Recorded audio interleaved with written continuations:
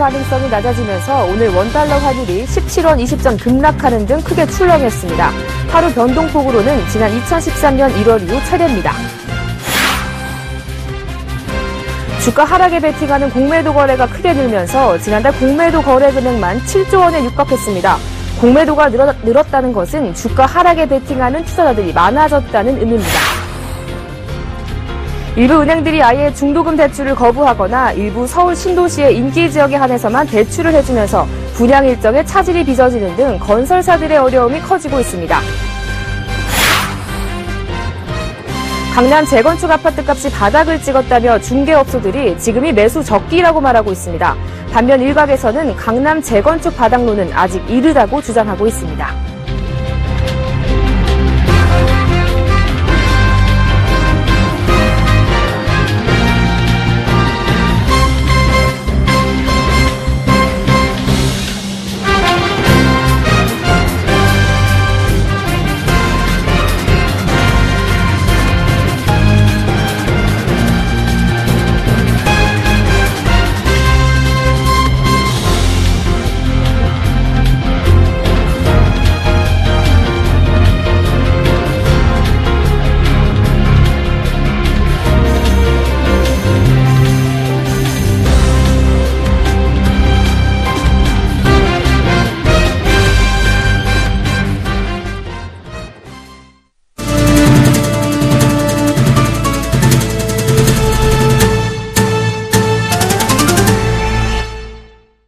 여러분 안녕하십니까. 2월 4일 생경제연장 오늘의 주요 뉴스입니다.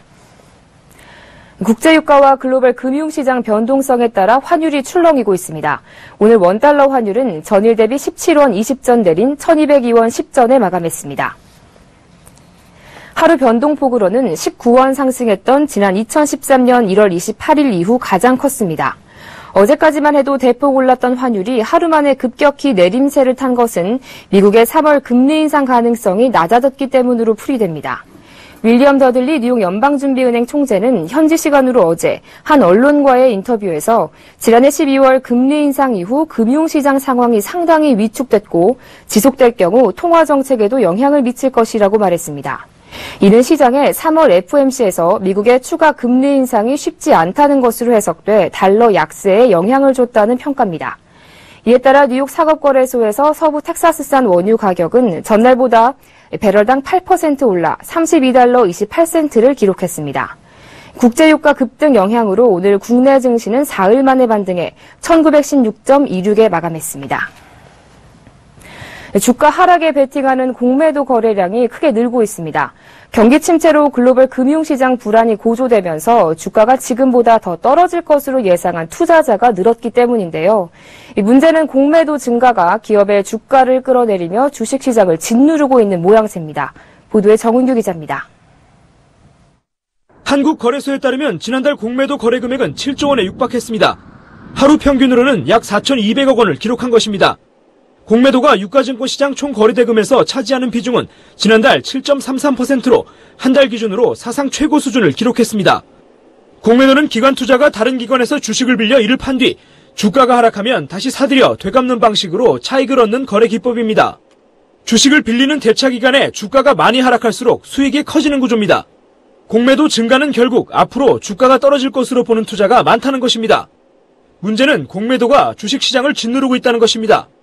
국내 증시 대장주인 삼성전자는 지난해부터 몰리기 시작한 공매도에 발목 잡힌 모습입니다. 삼성전자의 공매도 비중은 지난해 7월 4.4% 수준이었지만 지난해 말부터 공매도 비중이 크게 늘기 시작해 지난달에는 일평균 공매도 비중이 8.02%에 달했습니다. 이에 삼성전자의 주가도 부진한 모습을 보이고 있습니다. 지난해 10월께 120만 원을 웃돌던 삼성전자의 주가는 올 들어 110만 원 선으로 떨어진 이후 좀처럼 회복되지 못하고 있습니다. 지난해 화장품주 돌풍의 주인공이었던 아모레 퍼시픽 역시 몰려드는 공매도에 골머리를 앓고 있습니다. 주가가 고평가됐다는 인식에 공매도가 집중되면서 이달 들어 아모레 퍼시픽의 하루 평균 공매도 비중은 20.49%에 달하고 있습니다. 코스닥 기업들 역시 상황은 마찬가지입니다. 카카오는 지난해 매출액과 영업이익이 각각 130% 이상 성장하며 눈에 띄는 실적 성장세를 기록했지만 공매도 세력으로 인해 주가가 힘을 쓰지 못하고 있습니다. 카카오 주가는 지난해 2월 15만 9,500원으로 정점을 찍은 후 공매도 세력이 늘어나 현재 10만 원 근처로 내려앉았습니다. 공매도가 기업의 주가를 끌어내리면서 기업은 물론 투자자들의 피해가 우려되는 상황이지만 증시 변동성이 커져 당분간 공매도 확대 추세는 수그러들지 않을 전망입니다. 서울경제TV 정훈규입니다. 세계 최대의 자유무역 협정인 환태평양 경제 동반자 협정 TPP가 공식 서명됐습니다. TPP 12개 회원국들은 오늘 뉴질랜드에서 존 키 뉴질랜드 총리, 마이크 프로먼 미국 무역대표부 대표 등이 참석한 가운데 서명식을 가졌습니다. 버락 오바마 미국 대통령도 TPP 서명에 맞춰 워싱턴에서 성명을 내고 미국은 TPP를 통해서 21세기 무역 규칙을 쓸 수 있을 것이라며 특히 중국이 회원국이 아닌 점을 지목하며 TPP에 가입한 미국에는 이점으로 작용할 것이라고 강조했습니다. 아시아 태평양 지역의 무역과 투자 장벽을 없앤다는 취지로 미국이 주도한 TPP는 세계 경제의 약 40%를 차지합니다. 또 경제와 무역 비중 못지않게 미국과 일본에게는 중국 주도의 아시아 인프라 투자은행에 대응하는 등 아태 지역에서 중국의 부상을 견제하는 외교적, 안보적 의미도 지니고 있습니다. 앞으로 TPP 서명국들은 각각 국내 비준 절차에 들어가게 되며 모든 절차가 마무리돼 발효되기까지는 길면 2년 정도 걸릴 것으로 전망됩니다. 6대 시중은행들은 지난해 금감원의 집단대출 여신심사를 기점으로 4개월이 넘도록 중도금 대출에 소극적인 것으로 나타났습니다. 일부 은행은 아예 중도금 대출을 거부하거나 일부 서울, 신도시의 인기 지역에 한해서만 대출을 해주면서 분양 일정에도 차질을 빚는 등 어려움이 커지고 있습니다. 실제로 지난해 10월 영남 지역에서 아파트를 분양한 A건설사는 최근 중도금 1회차 납부일이 지났는데도 중도금 대출 은행을 구하지 못하고 있습니다. 최근 금융기관들이 집단 대출을 꺼리고 있어 결국 이 업체는 지난달 1차 중도금 납부일까지도 대출을 해주겠다는 은행을 찾지 못했습니다. 이 회사는 결국 계약자들의 불만을 고려해 중도금 1회차를 유예해주기로 했습니다. 강남 재건축 단지들의 아파트값이 바닥을 찍은 것 아니냐는 분석이 나오고 있습니다. 설 이후엔 본격적으로 사업이 추진되는 만큼 아파트값 상승으로 이어질 수 있다는 전망입니다. 반면에 1분기 이후 시장 침체를 관측하는 의견도 나오고 있습니다. 정창신 기자입니다. 오는 3월부터 일반 분양에 들어가는 개포주공 2단지. 이 일대 공인중개업소에선 강남 재건축 아파트값이 바닥을 찍었다는 분석을 내놓는 분위기입니다. 실제로 개포주공 2단지 16평형의 경우 지난달 10억 4천에서 10억 5천만 원의 시세가 형성돼 있었는데 현재 9억 9천만 원까지 내린 상황입니다. 공인중개업소에선 물량이 많지 않을 뿐만 아니라 저가에 나오기 때문에 매수자라면 지금이 적기라는 설명입니다. 당장 설 연휴 이후에 모델하우스가 오픈하고 3월부터 일반 분양에 들어가는 일정도 고려한 전망입니다. 저는 안 떨어져요. 바닥이고, 지금은 이제 조금씩 가격 회복이 되고 있어요. 돈 있는 사람들은 이럴 때가 오히려 기회인 거죠. 들어오고 싶은데 지금 여건이 안 돼서 못 들어올 뿐이지. 작년 말 사업 시행 인가를 받은 개포주공 4단지는 1일부터 한 달간 조합원 평형 신청에 들어갔습니다. 개포주공 1단지도 설 이후 사업 시행 인가를 받을 예정입니다. 인가가 나면 바로 조합원 평형 신청에 들어갈 수 있습니다. 개포주공 일대 공인중개업소에선 재건축 사업이 본격적으로 추진될 기미를 보이자 집주인들의 기대감도 높아지고 있다고 귀뜸했습니다. 반면 강남 재건축 바닥론은 아직이라는 주장도 적지 않습니다. 대출 규제에 거래가 위축된 탓에 1분기 이후 시장 침체로 이어질 수 있다는 예상입니다. 바닥이라기보다 이제 시작이죠. 벌써 바닥이라 하기는 너무 이르고, 그래서 원래 재건축 시장도 작년 열세를 몰아가지고 계속 가려는 그런 관상하고, 그 다음에 이제 상당히 이제 신중한 교차할 것 같아요. 서울 재건축 아파트 시장이 장기간 침체를 겪게 될지, 일정 기간 조정 뒤 다시 고개를 들지 주목되고 있습니다. 서울경제TV 정창신입니다.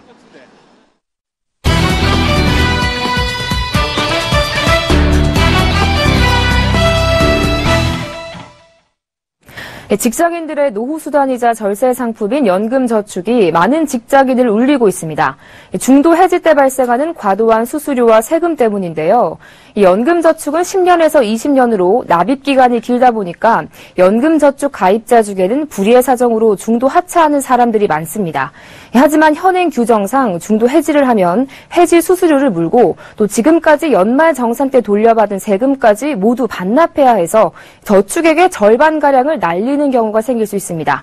믿었던 연금저축의 배신, 보도국 김성훈 기자와 함께 자세히 알아보겠습니다. 안녕하세요. 네, 안녕하세요. 네, 사실 이 연금저축을 가입하는 분들은 노후 대비를 위해서 가입하지 않습니까? 그런데 이걸 중도에 해지할 경우 노후 대비는커녕 큰 손실을 볼 수 있다, 이런 이야기인데요. 왜 그런 거죠? 네, 연금저축을 중도 해지할 경우 그 손해는 다른 상품들을 해지했을 때보다 더 큽니다. 중도 해지할 때 연금저축의 가입자는 연말정산 세액공제율인 13.2%보다 3.3%포인트 높은 16.5%의 기타 소득세를 내야 합니다. 2013년 3월 전에 가입한 사람이라면 가입 후 5년 이내에 해지할 때 해지 가산세 2.2%까지 더 내야 합니다. 예를 들어 2년간 총 800만 원을 납입한 연금저축보험을 지난해 12월 해지했다면 손해 쥐는 돈은 원금보다 25%가량 줄어든 598만 원 뿐입니다. 뗀 돈 202만 원 중 해지 수수료는 84만 원이고 기타 소득세가 118만 원입니다. 은행이나 증권사의 연금저축 신탁이나 펀드 상품은 납입 총액에 대해 매년 0.5에서 0.6% 정도를 사업비로 떼가기 때문에 그나마 원금 손실이 적은 편입니다. 반면 보험형 상품은 매달 납입액의 7에서 10%를 사업비로 떼가기 때문에 손해는 더 커집니다. 그러니까 이 해지 수수료랑 또 세율이 높기 때문인 건데요. 그런데 이 연금저축은 절세 혜택이 크기 때문에 인기가 많지 않습니까? 그런데 실제로 중도 해지하는 사람들이 많은가요? 네, 지난해 6월 말 기준으로 연금저축 가입자는 545만 명, 총 적립액은 107조 원에 달합니다. 연금저축 상품은 은행, 보험사, 증권사 등에서 파는데 보험사 점유율이 81조 원으로 가장 높습니다. 정부는 국민연금으로는 부족한 노후 대비 수단을 스스로 마련하도록 장려하기 위해 연금저축에 절세 혜택을 주고 있는데요. 연간 400만 원 한도 내에서 납입액의 13.2%, 최대 52만 8천 원을 환급받을 수 있습니다. 하지만 이런 절세 혜택에도 연금저축 유지율은 높지 않습니다. 금융감독원에 따르면 3대 생명보험사 대표 상품의 경우 10년 전 가입자의 계약 유지율은 58%로 절반이 조금 넘는 수준입니다. 신한, KB, 우리, KB 하나은행 등 4대 은행의 연금저축 가입자도 10년 전 가입자의 계약 유지율이 51%밖에 되지 않습니다. 연금저축 가입자의 절반 정도가 이런저런 사정으로 10년을 넘기지 못하고 중도 해지하고 있는 겁니다. 네, 중도 해지율이 절반 정도나 되는 건데요. 그런데 만기 후에는 자칫 세금을 더 내야 할 수도 있다, 이런 말이 있던데 이건 또 무슨 말이죠? 예, 그렇습니다. 말씀하신 것처럼 연금저축 만기 후에 자칫하면 세금 폭탄을 만나게 될 수도 있습니다. 우리나라는 원칙적으로 1년간 벌어들인 모든 소득을 합산해 종합소득세를 매기게 됩니다. 세율은 소득 구간에 따라 다른데요. 1,200만 원 이하는 6.6%, 1,200만 원 초과 4,600만 원 이하는 16.5%식으로 높아져서 1억 5천만 원 초과 시에는 최고 41.8%까지 올라갑니다.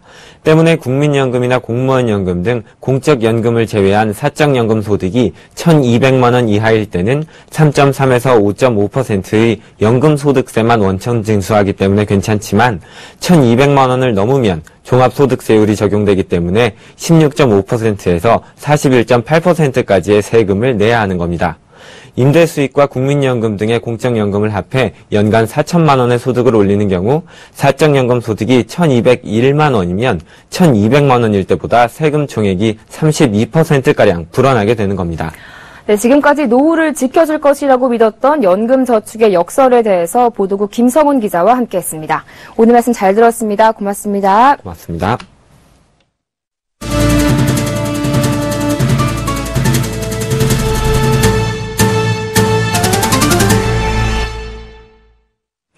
국내 라면 시장 1위 제품이죠. 농심의 신라면이 중국인들의 입맛을 사로잡고 있습니다. 덕분에 농심의 지난해 중국 매출은 사상 처음으로 2억 달러를 돌파했습니다. 한지희 기자가 보도합니다. 농심이 중국 라면 시장에서 돌풍을 일으키고 있습니다. 농심의 지난해 중국 매출은 2억 1천만 달러, 우리 돈 2,522억 원을 기록하며 사상 최대를 기록했습니다. 주력 상품인 신라면은 전년보다 25% 많은 5천만 달러어치가 판매되며 최대 매출을 이끌었습니다. 그동안 농심은 내륙 시장 공략과 현지화 마케팅에 주력해왔습니다. 매콤한 국내 라면 맛 그대로 중국에 수출했고 무안, 성도, 제남 등 중국 내륙 도시를 공략했습니다. 이는 곧 매출로 이어졌습니다. 지난 2013년 1억 4천만 달러였던 매출은 2년 만에 2억 달러를 돌파했고 올해는 3억 달러를 달성할 계획입니다. 중국에서 해를 따라 서쪽으로라는 영업 전략을 가지고 매년 시장을 공략하고 있는데요. 한국의 맛을 그대로 중국에 심는다는 계획 아래 한국식 끓여 먹는 라면 문화를 중국 현지에 지속적으로 전파한 것이 매출로 이어졌다고 볼 수 있겠습니다. 신라면을 찾는 소비자들이 늘자 농심은 올해 중국 상해 공장의 라면 생산 능력을 확대합니다. 한개 생산 라인을 증설해 월 180만 박스에서 220만 박스로 물량을 늘리기로 했습니다. 뿐만 아니라 약 25조 원 규모의 중국 생수 시장 공략에도 박차를 가하고 있습니다. 백두산 천지물을 끌어다 만든 백산수를 필두로 랴오닝 등 동북 삼성과 상하이, 베이징, 홍콩 등에서 시음회를 열고 다양한 마케팅을 펼칠 방침입니다. 서울경제TV 한지입니다.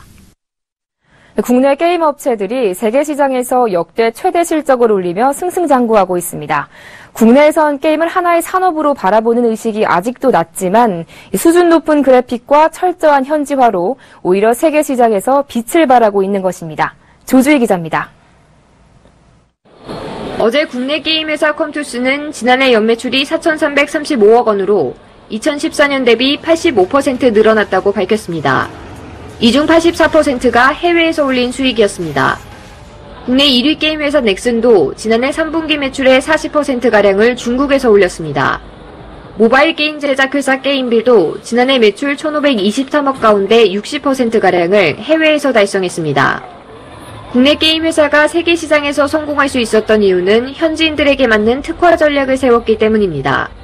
국내 유저들이 화려한 그래픽과 탄탄한 게임 스토리를 원한다면 북미 이용자들은 머리를 써가며 전략적인 플레이를 할 수 있는 환경을 선호합니다. 게임 회사들은 철저한 현지 조사로 사전에 이 같은 특징을 파악해 게임에 적용했습니다. 게임이 해외 시장에 진출하기에 앞서서 철저한 현지화 작업들을 거치는데요. 단순히 언어뿐만 아니라 각국의 문화를 이해하는 시도를 비롯해서 다양한 노력들을 좀 하게 됩니다. 최근 게임 회사들은 글로벌 시장 확장을 위해 해외 게임 회사의 인수합병에도 공격적으로 나서고 있습니다. 넷마블 게임즈는 지난해 미국 유명 모바일 게임사 SGN에 1,500억 원을 투자했습니다. 그 결과 2014년엔 17%에 불과했던 해외 매출 비중이 지난해에는 28%까지 급증했습니다. 하지만 국내에서 게임을 바라보는 시선은 여전히 냉랭한 편입니다. 한국콘텐츠진흥원에 따르면 국내 콘텐츠 산업 매출액에서 게임 산업의 비중은 2014년 기준 10%에 불과했습니다. 수출 규모로 따지면 그 비중이 56%에 이르는 것과는 대조적인 수치입니다. 업계 관계자들은 게임이 청소년들을 폭력적으로 만든다든지 하는 부정적 인식이 팽배해 있기 때문이라며 게임을 규제의 대상으로만 생각하지 말고 한국 산업의 한 축으로 키우기 위해 고민해야 한다고 강조하고 있습니다. 서울경제TV 조주희입니다. 몇 년 전만 해도 폭발적으로 성장한 스마트폰 시장 덕에 전자업종은 수출 효자 노릇을 하며 승승장구했었는데요. 이 스마트폰 시장은 물론 TV 시장이 성숙기에 접어들면서 전자업계는 사업을 재편하는 등 새로운 성장 동력에 집중하고 있는 모습입니다. 앵커 리포트입니다. 세계 스마트폰 시장과 TV 시장 등이 포화되면서 국내 주력 기업들에도 비상등이 켜졌습니다. 스마트폰 사업에선 화웨이와 같은 중국 업체들의 저가 물량 공세와 애플의 강세로 부진을 면치 못했고 세계 TV 시장은 역성장의 우려까지 나오고 있습니다. 실제로 지난해 전자업계의 실적은 암운이 들이오고 있습니다. 삼성전자의 지난해 4분기 영업이익은 6조 1,400억 원으로 영업이익 증가세가 5분기 만에 감소세로 전환했습니다. LG전자는 지난해 연간 매출액이 전년 대비 약 4% 감소했고 영업이익도 35% 줄어든 1조 1,923억 원에 그쳤습니다. SK하이닉스는 지난해 3년 연속 사상 최대 경영 실적을 냈지만 반도체 수요가 둔화하면서 지난해 4분기 들어서 실적이 나빠졌습니다. 영업이익이 전분기보다 29%나 줄어든 것입니다. 이렇다 보니 국내 전자업계는 어려워진 경영 환경에 대비해 새로운 성장 동력을 찾는 움직임이 분주합니다. 사업 재편을 통해 미래 먹거리에 집중하겠다는 것입니다. 삼성전자는 올해 조직 개편을 통해 전장사업팀을 신설하고 자동차 전장사업 진출을 공식 선언한 바 있습니다. 신성장 동력으로 스마트카와 차량용 반도체 사업에 주목하고 있습니다. LG전자 등 전자계열사들은 전기차를 미래 먹거리 산업으로 내다보고 이에 대비해 전기차 배터리와 자동차 부품 사업에 역량을 모으고 있습니다. 자동차 부품 사업에도 전 계열사가 힘을 모으는 양상입니다. SK도 차량용 배터리와 신에너지 분야를 미래 먹거리로 점찍고 그룹 차원의 역량을 모으기로 했습니다. 서울경제TV 정한입니다. 네, 설 연휴가 며칠 남지 않았습니다. 그런데 설 대목을 앞두고 한창이어야 할 카드사 설 마케팅이 올해는 시들합니다. 왜일까요? 이보경 기자가 전합니다. 올해 설을 앞두고 내놓은 카드사의 마케팅입니다. 가격 할인과 경품 증정, 홍삼과 연계한 마케팅 등 풍성한 듯 보입니다. 여느 설 때와 다름없어 보이지만 실상은 그렇지 않다는 것이 업계의 반응입니다. 업계 관계자는 옛날에는 전회원을 대상으로 설 마케팅을 많이 했는데 이번에는 특정 품목이나 이용 금액이 얼마 이상 되는 우수 고객 등 특정 고객을 대상으로 하는 타겟 마케팅을 하는 방식으로 많이 변화하는 추세라고 말합니다. A카드사는 과거 전체 고객을 대상으로 카드 마케팅 이벤트를 진행했지만 올 설을 앞두고는 일부 우수 고객으로 한정했습니다. B카드사는 식품, 가전 등 광범위한 상품에 대해 이벤트를 진행했던 데 비해 올해는 설 선물 세트 등 특정 상품에 대해서만 할인을 해주는 등 설 마케팅을 대폭 축소했습니다. 과거 명절 선물이나 차례상 준비로 카드 사용이 많이 늘어나는 것을 겨냥해 카드사들이 고객의 마음을 잡기 위한 마케팅 경쟁을 치열하게 벌였던 것과는 대조적입니다. 카드사들이 설을 앞두고도 몸을 잔뜩 움츠리는 배경은 실적 우려. 카드 사업은 최근 몇 년간 성장세가 둔화됐습니다. 공과금 납부를 제외한 카드 승인 금액 증가율은 2012년까지 두 자릿수를 기록하다가 2013년 4.9%로 뚝 떨어진 이후 계속해서 한 자릿수 증가율을 보이고 있습니다. 여기에 올해부터는 가맹점 수수료 인하로 6,700억 원의 카드사 수입 감소가 예상되는 등 외부적인 악재들이 산적해 생존 자체를 우려해야 하는 상황입니다. 성숙해 접어든 상황에서 가맹 수수료 인하, 인터넷 전문은행 등장, 새로운 재벌 결제 수단 출현 등의 이제 카드사 외부적인 마이너스 요인들이 이렇게 복합적으로 좀 작용을 해서 풍성해야 할 설 마케팅마저 축소하고 있는 카드사들. 수수료 인하는 물론 각종 페이 등 대체 결제 수단이 나오면서 카드사들이 움츠려들고 있습니다. 서울경제TV 이보경입니다.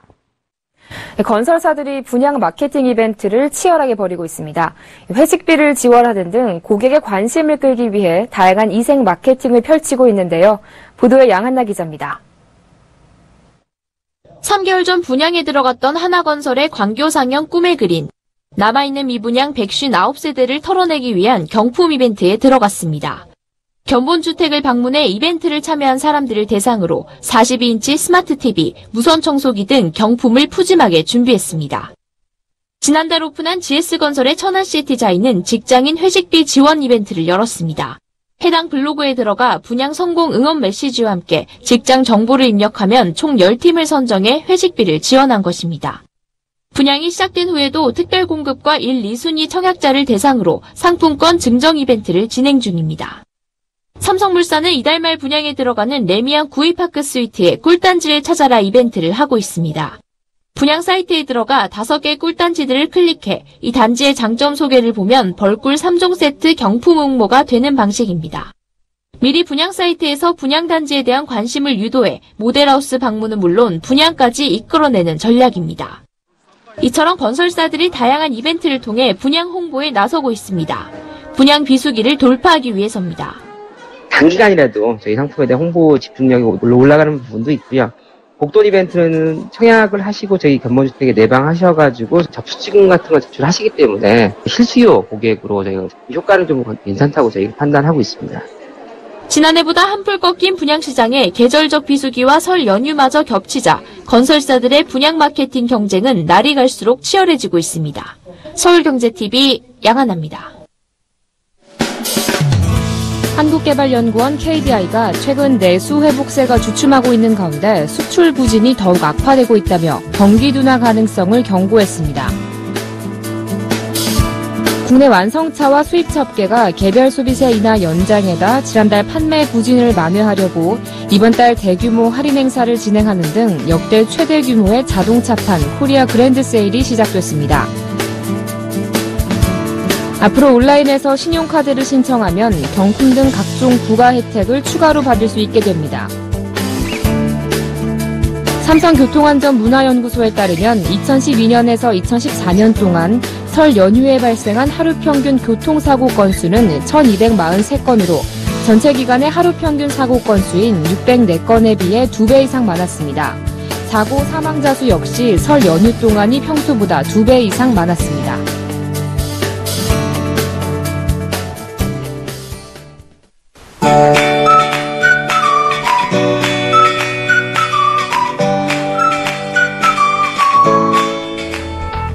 안녕하세요. K웨더 라이프스타일 예보 민진아입니다. 오늘 입춘답게 추위가 많이 풀렸습니다. 내일은 이렇게 하늘에 구름만 많겠고요. 오늘보다 기온이 다소 내려가겠지만 크게 춥진 않겠습니다. 한편 대기가 건조해서 불조심하셔야겠습니다. 현재 하늘 모습입니다. 보시면 전국이 대체로 구름 많은 하늘을 보이고 있습니다. 오늘 서울의 아침 기온이 영하 4도를 기록했는데 내일은 2도가량 더 떨어지겠습니다. 많이 춥진 않겠지만 낮부터는 찬 공기가 남하하면서 모레는 영하 10도로 뚝 떨어지며 반짝 춥겠습니다. 한편 현재 대기가 건조합니다. 서울과 경기도, 강원 영동, 영남 일부, 전남 여수 등 건조특보가 발효 중인 지역들이 많은데요. 작은 불씨에도 불이 번지기 쉬운 만큼 불씨 관리 잘 해주시기 바랍니다.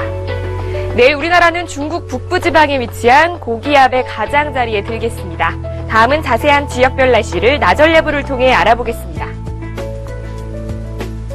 중부지방 종일 구름 많겠고요. 최저기온은 서울 영하 6도, 대전 영하 7도로 오늘보다 기온이 낮겠습니다.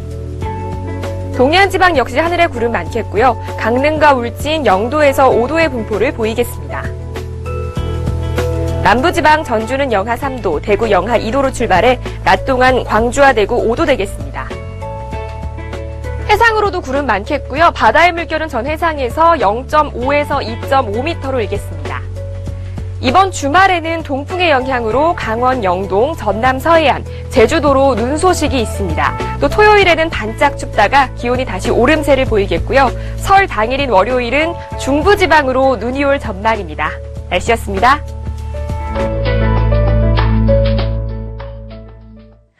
네, 오늘은 봄의 시작을 의미하는 입춘입니다. 이 시기에는 입춘대길 건양다경이라는 글귀를 대문에 붙이는 전통이 있는데요. 봄이 왔으니 크게 기라고 또 경사스러운 일이 많이 생기기를 기원한다는 뜻이라고 합니다. 시청자 여러분도 입춘대길 건양다경 하시기 바랍니다. 생 경제현장 여기서 마칩니다. 고맙습니다.